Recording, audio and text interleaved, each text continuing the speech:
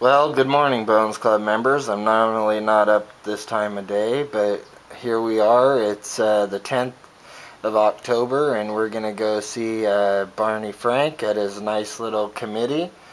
Doug Millar's going to go ahead and be having some statements he's going to say, and we're going to get you some film clips of all day's little protest rally as we crash their party and bring it back to you about pedophiles in Congress. Alright, my friends.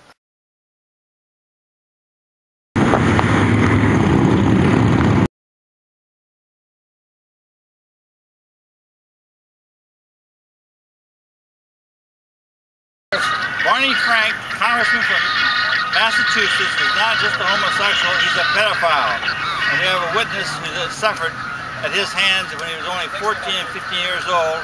He was not only sexually abused by Barney Frank in Washington, D.C., but also he was flown to his home in Massachusetts, and he was sexually abused in Boston in the basement of Barney Frank's home by Frank.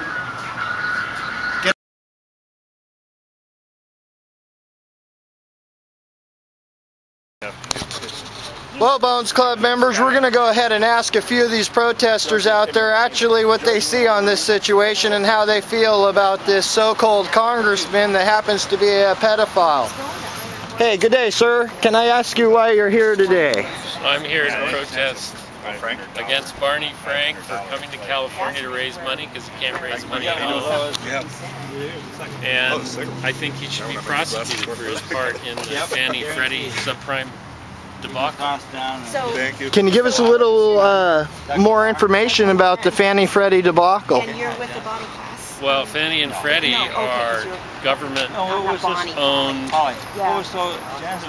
mortgage companies, and he was supposed to provide oversight for it and didn't, and ignored several protests or acknowledgements that they were in trouble, and ignored it because some of his buddies were making money, and we now had the biggest financial crisis we had in 30 years. So how do you feel about him using some of his Bohemian Grove supporters and New World Order friends to help him back his campaign? Well, like I said, I don't know why he can't raise money at home. And your name is, sir? Bud. Nice to meet you, sir. I'm Bones.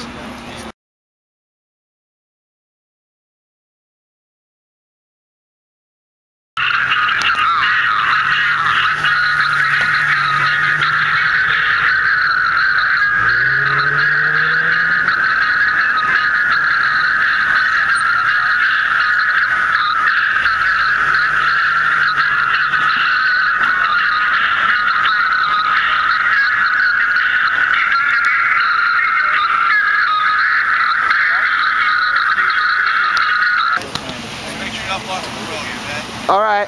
Oh yeah. We're going out there a little bit, so make sure you don't come out. Oh yeah. Excuse me, sir. I work for the community. I like walking around. We haven't been doing that. Yeah, I just watched it. No one's walking. That was the kids, Stay on this side. Okay, we'll do that, sir. We will do that, sir. I'm a member. I know you're a member of the health insurance. Stay off the property with the sign. Yeah. Okay.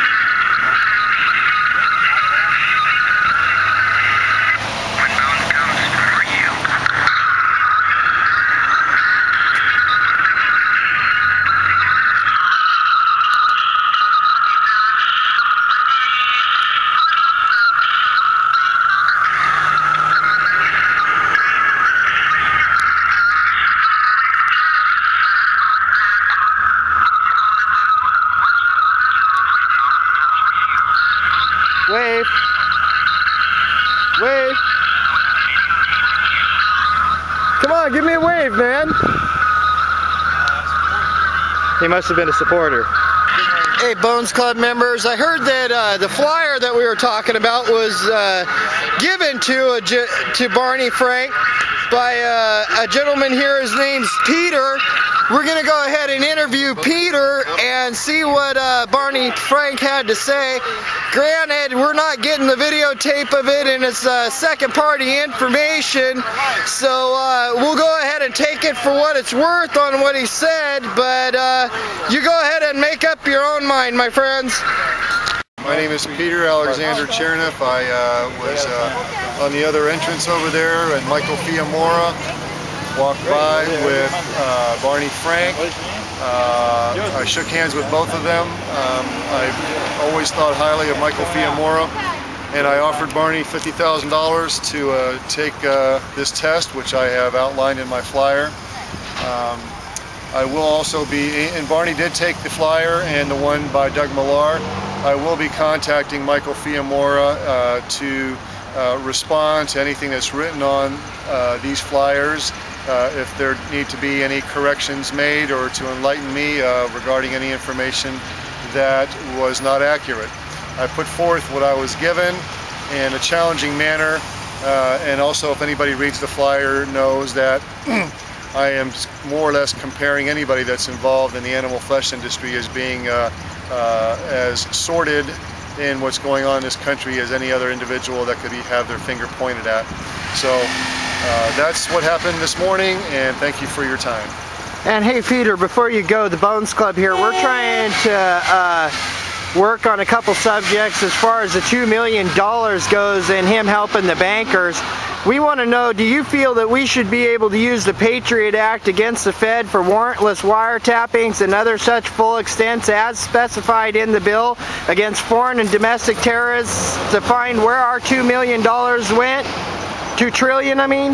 Well, I think things are so convoluted, and the media portrays a lot of scenarios that may or may not be accurate, to have everybody arguing about a dozen different issues as they're divided into about 20 issues.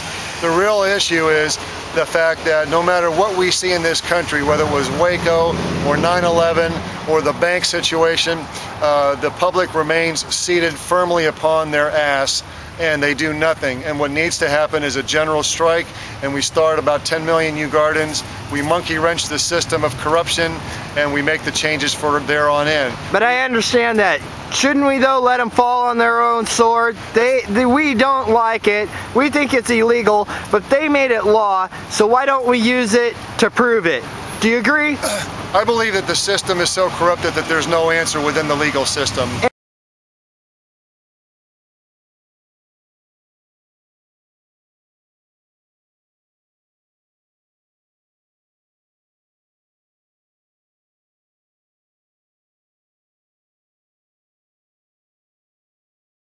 Stay.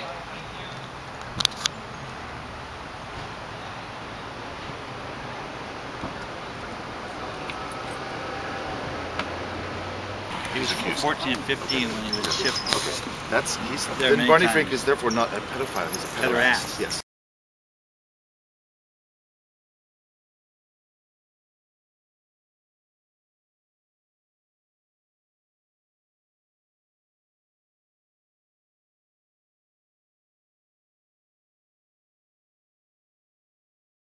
Keep tuning in till the next episode. Peace, y'all.